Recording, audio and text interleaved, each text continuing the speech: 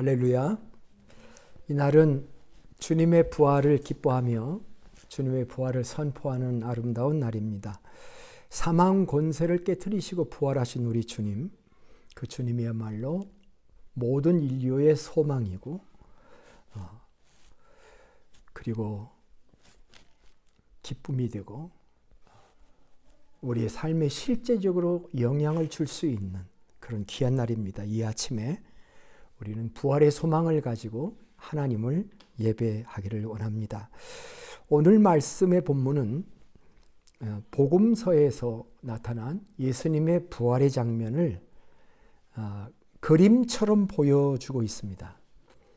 이 그림에서 우리는 절망에서 희망으로 바뀌는 어떤 한 장면을 볼 수 있게 됩니다. 참 감격적 사건의 그림을 볼 수가 있습니다.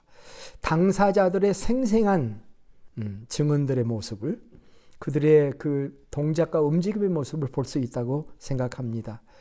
오늘 이 말씀을 저는 등장인물 중심으로 보고자 합니다.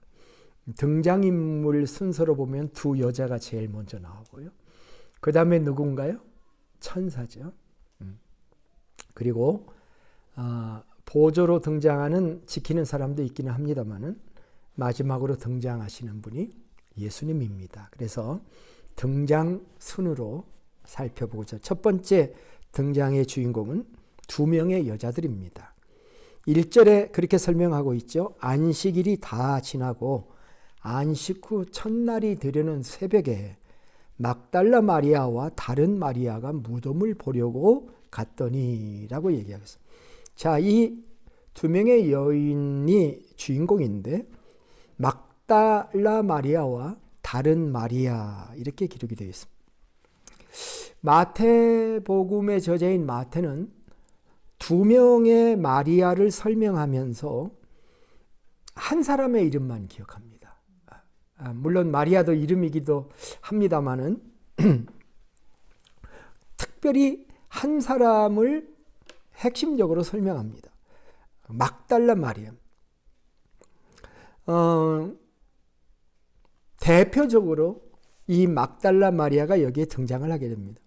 마가복음 16장 1절에 보면은 막달라 마리아와 야고보의 어머니 마리아 그리고 살로메라는 이름이 등장하고요. 누가복음 24장 10절에는 막달라 마리아와 요한나와 야고보의 모친 마리아 이렇게 나와 있습니다. 그런데 요한복음에는 요한복음 11장에는 오직 막달라 마리아의 이름만 기록을 합니다. 성경에 수많은 마리아가 있습니다.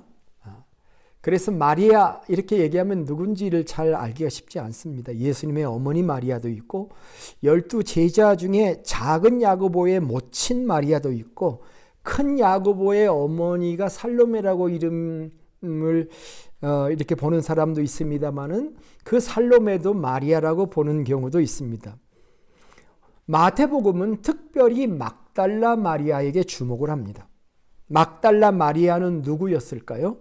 마가복음 16장 9절로부터 11절에 막달라 마리아에 대한 이런 기록이 있습니다.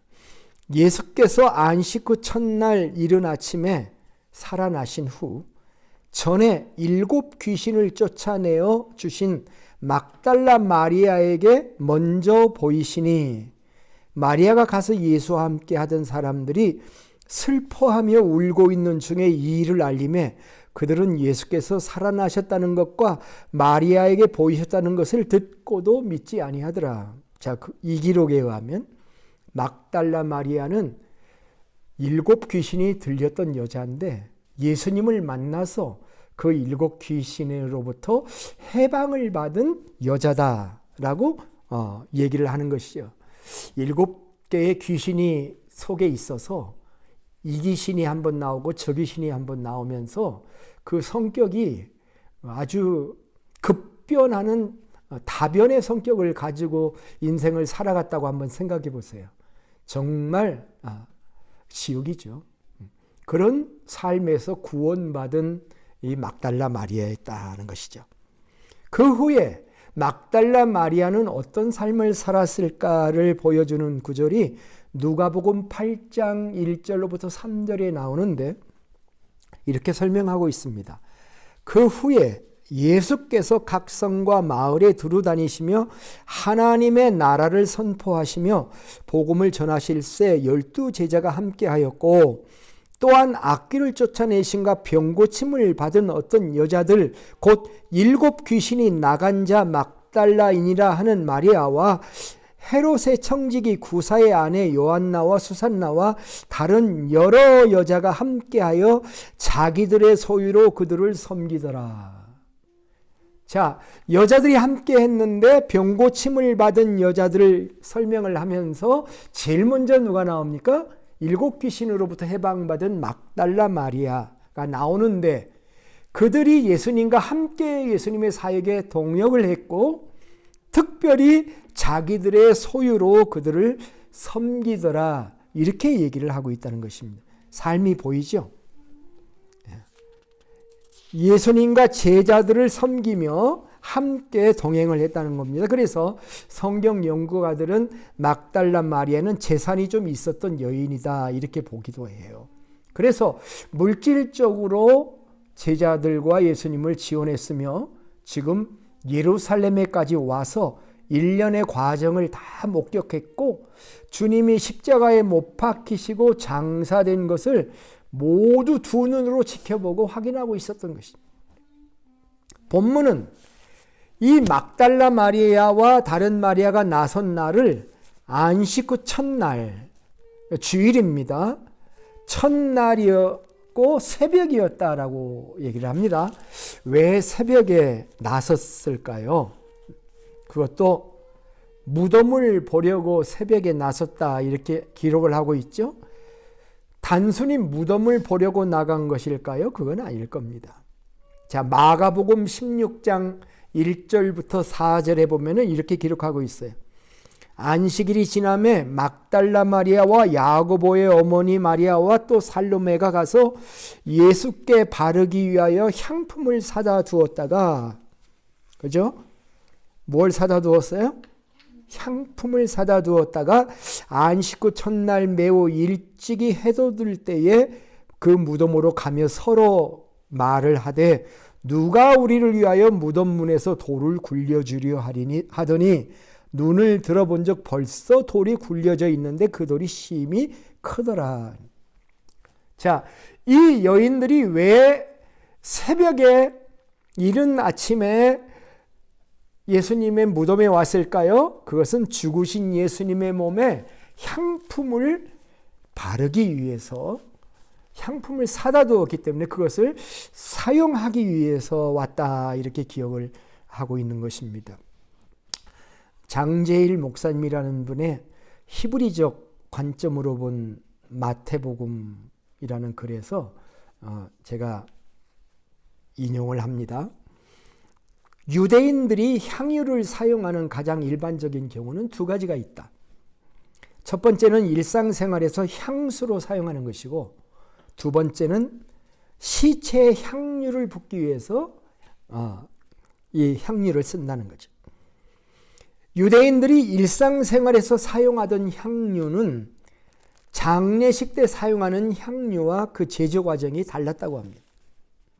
일상생활에서 사용하는 향유는 향료의 원재료 식물을 많은 물에 넣고 끓여가지고 그 향기가 나는 물을 사용했습니다. 이런 것을 향수라고도 했다고 해요. 물이 귀한 중동 지역에서 씻지 못하기 때문에 이런 것을 발름으로 악취를 예방하기 위해서 몸에 뿌렸다고 합니다. 특히 여인들은 미용과 관계된 면에서 향수가 아주 생활에 굉장히 밀접한 일상용품이었다고 합니다. 그런데 시체 향유는 왜 부었느냐? 그것은 시체에 썩는 냄새가 나는 것을 중화하기 위한 목적이었습니다. 유대인들은 돌무덤에다가 시체를 집어넣어 놓으면 그걸로 끝나는 게 아닙니다. 살이 다 썩으면 거기에서 뼈를 모아가지고 2차 장례를 치르는 풍습이 있었기 때문이라고 합니다. 살이 다 썩은 시점에 무덤에 들어가서 뼈를 수습해야 했는데 그 기간이 한 1년 정도가 된다는 거예요. 근데 1년 정도가 되었을 때 들어가서 뼈를 수습하려고 할 때 덜 썩었거나 혹은 그랬을 때 엄청난 냄새가 난다는 거예요. 그래서 2차 장례를 위해서 사람이 그 냄새를 감당할 수 없기 때문에 썩는 냄새를 중화시키기 위해서 강력한 향유가 필요했다는 것입니다. 이럴 때 그 향유는 원액을 사용한다고 그래요. 원재료 이 나무에서 향유를 추출하는 경우 원액에 해당하는 거기 때문에 이게 싸지가 않다는 겁니다. 상당히 비싸서 그 원액을 시체에다 뿌려 놔야 1년 후에 시체를 수습할 때 냄새가 나지 않는다. 이런 컨셉입니다. 그렇기 때문에 이 여인들은 훨씬 더 비쌀 수 있는 이 향유를 미리 준비해 놨다가 그 다음날 아침에 이 향유를 부으려고 지금 무덤을 향했던 것이죠. 참 우리는 이 여인들의 마음을 이해할 수 있겠죠. 주님을 위해서 주님의 장례를 완벽하게 만들고 싶었었구나 하는 그들의 마음을 이해할 수 있게 됩니다. 이제 두 번째 주의 천사를 생각해 보겠습니다. 두 번째 주인공인 천사에 대해서 오늘 말씀은 5절부터 7절까지 보면 이런 말씀입니다. 천사가 여자들에게 말했죠. 뭐라고 말했습니까? 무서워하지 말라. 그렇게 말하죠. 무서워하지 말라. 무서워하지 말라는 말은 무슨 뜻입니까? 지금 무서워하고 있다라고 하는 겁니다. 성경은 항상 그 상황에서 말씀하는 것이니까 갑자기 예기치 않게 무덤이 열려 있고 천사가 있는 것을 보았다는 거죠. 2절에서 4절에 이렇게 기록되어 있잖아요. 큰 지진이 났잖아요. 주의 천사가 하늘로부터 내려와서 돌을 굴려내고 그 위에 앉아 있습니다. 그런데 형상이 뭐 같아요? 번개 같고 그 옷은 눈같이. 그래서 지키던 자들도 무서워가지고 떨며 죽은 사람처럼 되었다 이렇게 표현하고 있잖아요. They shook and became like dead men. 죽은 사람같이 되었다. 이렇게 지키던 사람들도 이렇게 두렵고 무서운데 여인들의 무서움은 당연한 거죠. 아주 공포였을 것입니다. 그때 천사가 무서워하지 말라라고 얘기를 한 것입니다. 왜 무서워하지 말아야 될까요? 천사는 왜 무서워하지 말라고 말했을까요? 저는 생각하기를 답은 한 가지밖에 없습니다. 예수님이 부활하셨기 때문에 무서워하지 말라는 말씀이죠. 십자가에 못 박힌 예수를 너희가 찾는 줄을 내가 아는데 너희는 무서워하지 말라. 그 예수님이 살아나셨기 때문에 무서워하지 말라라고 하는 것입니다. 자, 천사가 이 얘기를 하면서 예수님에 대해서 특별한 표현, 우리가 지난 시간에 봤던 He라고 하는 표현을 천사가 계속 사용하고 있습니다. 그가 여기 계시지 않고 그가 말씀하신 대로 살아나셨느니라. 와서 그가 누우셨던 것을 보라. He is not here. He is risen. Just as he said. 천사는 3번이나 그라는 말을 사용하고 있습니다. 예수님이 부활하셨다는 말 대신 그가 부활하셨다. He has risen 이라고 하는 말을 계속 사용하고 있었습니다. 지난 시간에 살펴본 것처럼 이사야서는 그라는 말이 단순한 대명사가 아니었던 것이죠. 그는 어떤 존재였습니까? 멸시를 받아 사람들에게 버림을 받으며 간고를 많이 겪으며 질고를 아는 그였습니다. 그는 우리의 질고를 지고 우리의 슬픔을 당했던 그였습니다. 그는 우리의 허물 때문에 찔리셨고 우리의 죄악 때문에 상하셨습니다. 그는 징계를 받고 채찍에 맞으셨습니다. 그는 곤욕을 당하여 괴로울 때도 그 입을 열지 아니하였습니다. 그는 곤욕과 신문을 당하고 끌려갔습니다. 그는 무덤의 악인들과 함께 있었으며 부자와 함께 있었습니다. 그는 자신의 영혼을 속건 제물로 드리셨습니다. 그는 많은 사람을 의롭게 하며 그들의 죄악을 친히 담당하셨고 범죄자를 위해 기도했던 그였습니다. 그런데 지금 천사는 그가 여기 계시지 않고 그가 말씀하신 대로 살아나셨느니라 라고 얘기를 하고 있는 것입니다. 놀라운 말씀이 아닐 수가 없습니다. 그는 왜 다시 살아나셨을까요? 자, 여기서 우리 부활절 아침에 이 질문을 반드시 던져봐야 됩니다. 그는 왜 다시 살아나셨을까요? 천사는 예수님의 부활을 얘기하면서 그가 말씀하신 대로 살아나셨느니라 라고 말씀을 했습니다. 이 말의 의미는 무엇인가요? 부활은 그리스도가 미리 말한 대로의 부활이었다라고 하는 것을 얘기하는 것입니다. 복음서에 의하면 예수님은 자기의 부활을 알고 있었습니다. 알고 있었을 뿐만 아니라 가르치셨어요. 누가복음에 의하면 적어도 3번 정도 제자들에게 자기의 순환을 예고하셔요. 그리고 부활까지도 말씀하십니다. 제자들이 못 알아들어요. 우리가 성경을 읽는다고 다 이해하는 거 아니지 않습니까? 설교 듣는다고 다 이해하는 것도 아니죠. 설교자도 다 이해하지 못합니다. 예수님은 분명히 자기의 부활을 예고했는데 아무도 부활을 기대한 사람이 없었어요. 성경에 의하면. 자, 예수님이 자기 자신에 대해서 예고한 것을 누가복음 18장 31절에서 34절을 한번 찾아보세요. 누가복음 18장 31절로부터 34절. 예수께서 12제자를 데리시고 이르시되 보라, 우리가 예루살렘으로 올라가노니 선지자들을 통하여 기록된 모든 것이 인자에게 응하리라. 인자가 이방인들에게 넘겨져 희롱을 당하고 능욕을 당하고 침뱉음을 당하겠으며 그들은 채찍질하고 그를 죽일 것이나 그는 3일 만에 살아나리라 하시되. 참 절묘하잖아요. 예수님이 자기를 그라고 그래요. 그죠? 그를 죽일 것이나 그는 3일 만에 살아나리라. 남 얘기하듯이 하고 있죠. 그죠?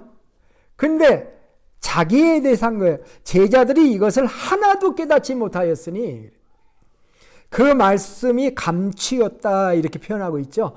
그 말씀이 감추었으므로 그들이 그 이르신 바를 알지 못하였다.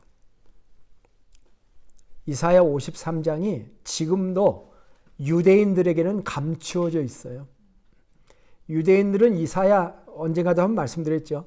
이사야 52장까지 읽다가 53장 나오면 스킵해버려요. 54장으로 지금도 유대인들은 그렇게 가고 있어요. 왜? 그가 누구인지를 너무도 참 어려운 문제예요. 그가 예수라고 세상에서 말하는 것이 너무도 두려워요. 감추어져 있어요, 지금. 예수님이 자기 자신의 3일 만에 살아나리라, 그는 살아나리라 이렇게 말하기 때문에 그가 누구인지, 누구를 말하는지 제자들은 알지를 못하였다는 것이에요. 성경은 예수님의 부활의 목적에 대해서 명확하게 설명해 주고 있는 구절이 있어요. 그 구절이 로마서 4장 25절. 그보다 로마서 1장 4절을 먼저 보는 게 좋겠어요. 로마서 1장 4절을 한번 찾아보세요. 성결의 영으로는, 우리 같이 한번 읽어봅시다. 1장 4절. 성결의 영으로는 죽은 자들 가운데서 부활하사 능력으로 하나님의 아들로 선포되셨으니 곧 우리 주 예수 그리스도시니라. 부활은 예수님이 하나님의 아들이 되신다고 하는 것을 능력으로 선포하는 사건이다. 예, 이것이 부활의 첫 목적이에요. 자, 4장 25절을 가보겠습니다. 로마서 4장 25절에 보면은 예수는 우리가 범죄한 것 때문에 내어줌이 되고, 그 다음 후반 구절 같이 읽습니다. 또한 우리를 의롭다 하시기 위하여 살아나셨느니라. 이것은 부활이야말로 우리의 의와 구원이 완성이 되는 사건이 된다라고 하는 말입니다. 만일 주님이 살아나시지 않으셨다면 누가 우리를 대언해 주실 건가요? 거짓의 대명사인 마귀 사탄의 간사한 거짓말, 그 거짓말로 인해서 우리의 구원이 훼손될 것이 분명합니다. 그런데 주님은 죽으실 뿐만 아니라 성경대로 다시 살아나셔서 우리 앞에 서심으로 말미암아 하나님의 의로우심을 우리에게, 우리가 의롭다함을 받은 자 된 것을 증언하는 것이다. 그가 살아나셨기 때문에 우리는 우리의 의로움을 선포할 수 있는 것입니다. 로마서 8장 34절이 이 말을 이렇게 표현합니다. 누가 정죄하리요? 죽으실 뿐 아니라 다시 살아나시는 이는 그리스도 예수시니 그는 하나님의 우편에 계신 자요 우리를 위하여 간구하시는 자신이라. 이렇게 말씀하고 있습니다. 할렐루야. 하나님께 영광을 돌립니다.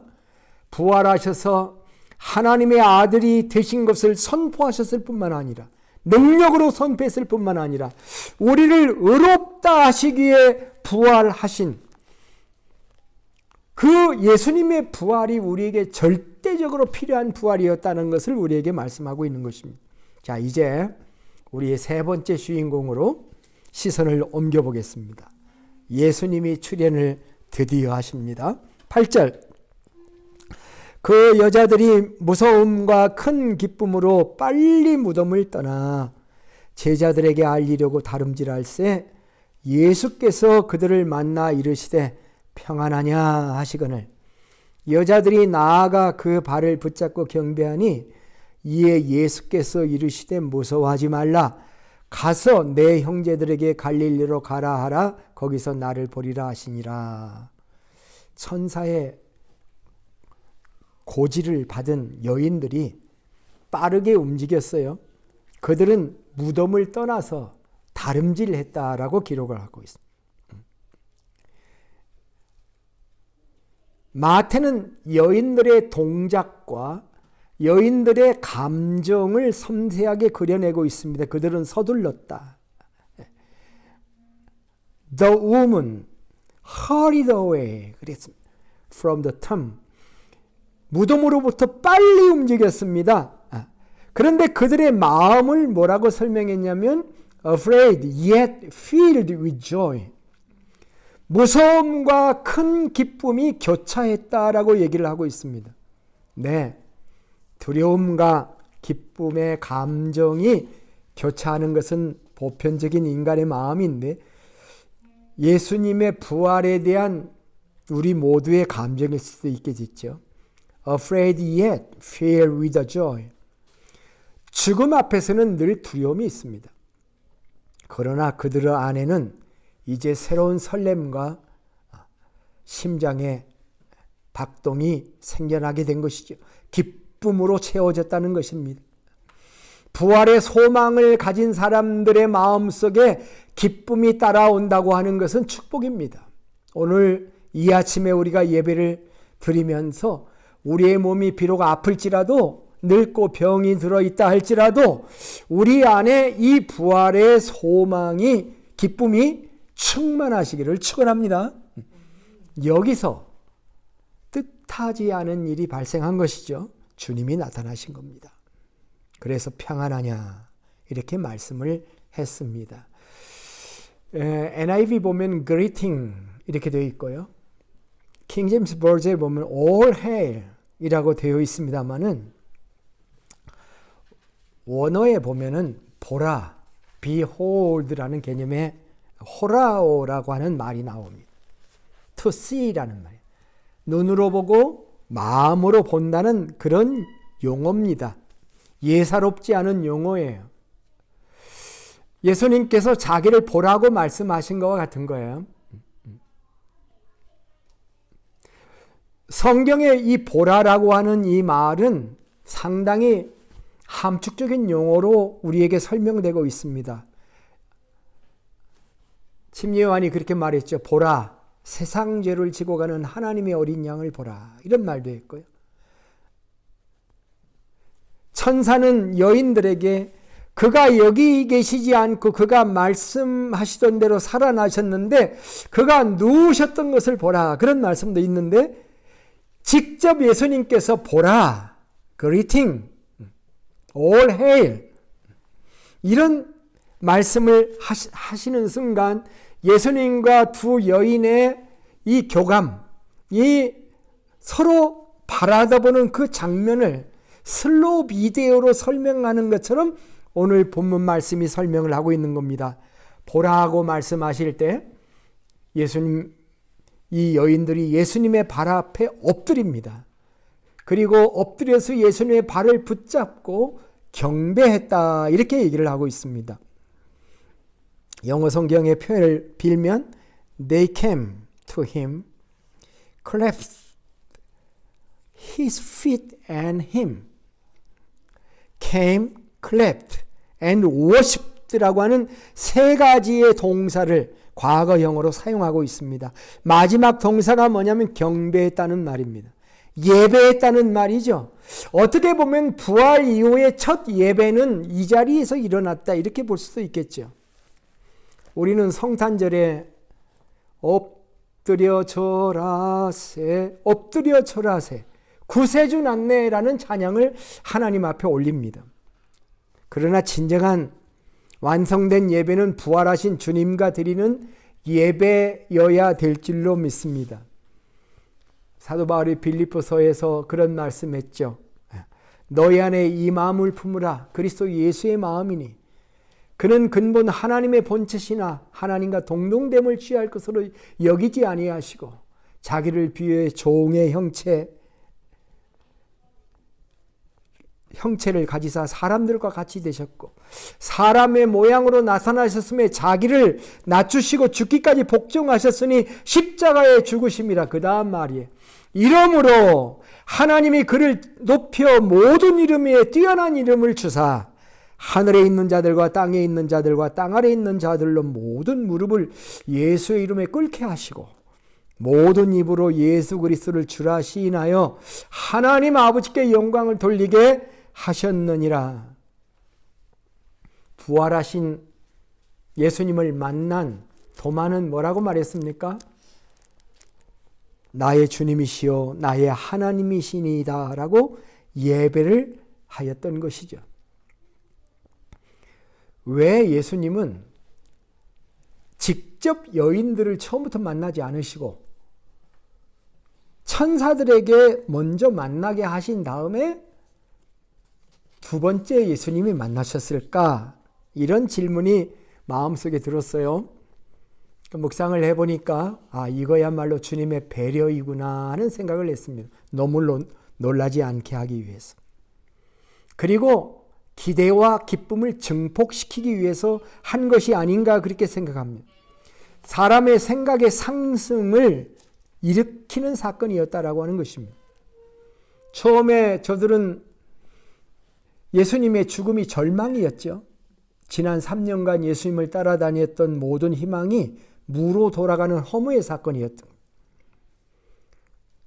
예수님을 잘 매장하고 향품을 뿌려서 끝까지 마무리 잘해야지 이것이 우리가 사랑했던 예수님에게 대한 최고의 드리는 헌신이야 라고 생각했을 거예요.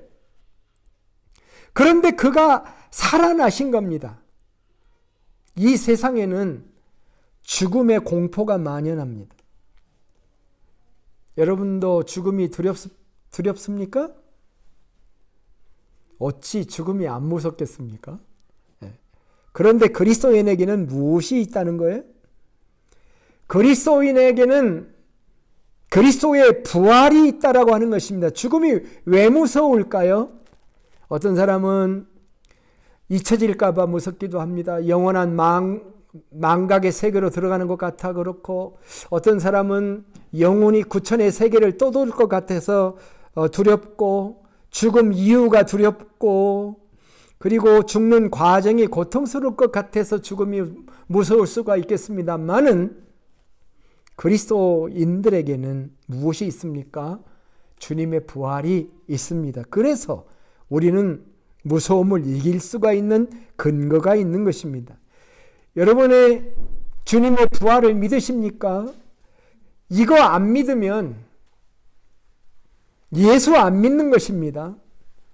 그가 아무리 성경을 논하는 사람이라 할지라도, 그가 신학자라 할지라도, 그가 목사라 할지라도, 그가 기독교 교수라 할지라도, 그가 만일 주님의 육체적 부활을 믿지 않는다면 그는 그리스도인이 아닌 것이죠. 그리스도가 부활한 것이, 그 다음 질문이 이겁니다. 그리스도의 부활한 것이 우리와 무슨 상관이 있습니까? 하는 질문입니다. 상관이 있어요? 없어요? 상관이 당연히 있습니다. 성경은 예수님의 부활을 우리의 부활과 일치시키고 있습니다. 고린도전서 15장 15절부터 20절을 한번 찾아보시죠. 고린도전서 15장 15절로부터 20절.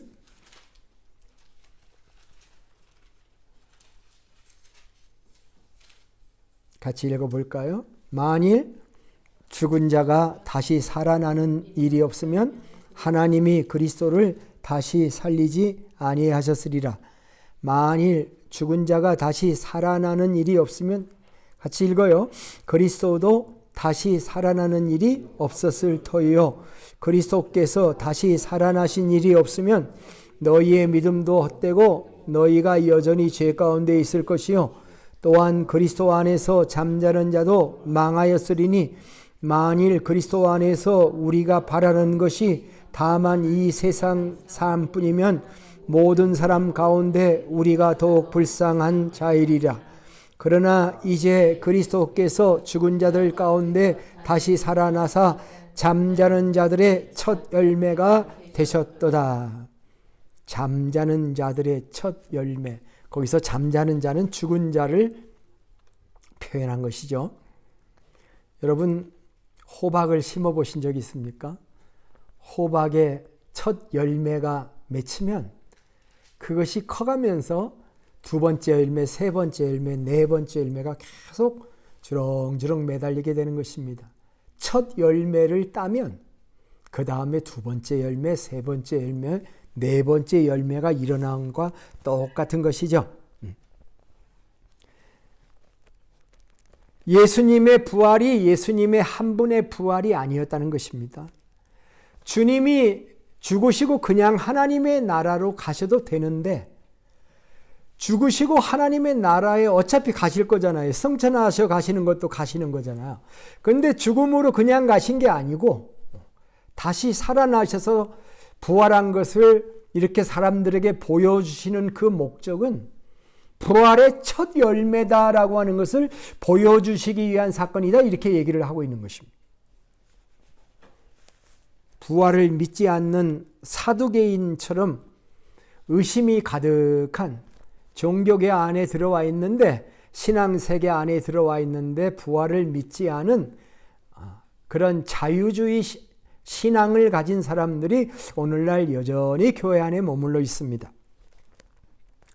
현대 복잡한 사고체계 속에서의 의심과 그들의 회의적인 관점을 꿰뚫어 보듯이 사도 바울은 고린도전서 15장 본문만, 이 말씀만을 부활장애로 일컬어지는 고린도전서 15장만 기록한 것이 아니라 우리들에게 놀라운 말씀, 더 깊은 말씀을 에베소 교인들에게 전해 주었던 거죠. 우리가 에베소서 공부할 때 2장에서 보았던 구절입니다. 매우 독특하게 얘기를 하고 있습니다. 부활은 이미 일어났다라고 말씀을 하고 있는 것이고, 이미 우리에게 일어난 일이라고 사도 바울은 아주 초현실적인 이야기를 우리들에게 남겨주었죠. 에베소서 2장 3절로부터 7절의 말씀입니다. 에베소서 2장 3절부터 7절을 보십시오. 전에는 우리도 다 그 가운데서 우리 육체의 욕심을 따라 지내며 육체와 마음에 원하는 것을 하여 다른 이들과 같이 본질상 진노의 자녀이었더니, 전에는 그랬다고요. 그런데 이제는 말은 없는데, 이제 지금부터 시작하는 것은 긍휼이 풍성하신 하나님이 우리를 사랑하신 그 큰 사랑을 인하여 허물로 죽은 우리를 그리스도와 함께 살리셨고, 이게 구원이라는 거예요.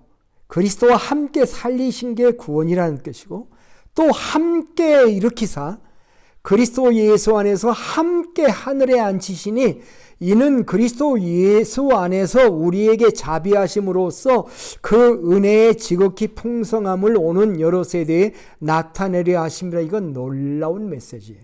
거기 우리가 주목해야 될 단어는 함께라는 단어예요. 거기 3번 강조되고 있어요. 함께 살리셨고, 함께 일으키시고, 함께 하늘에 앉히셨다. 이거 다 과거로 기록이 되어 있습니다. 이것을 제가 예배소서 강의할 때 그런 말씀했죠. 이게 우리 그리스도인의 영적 가상현실이다. 히브리서 12장에서 믿음을 얘기할 때 믿음은 바라는 것의 실상이요 보지 않는 것들을 증거하는 것이라고 그랬죠.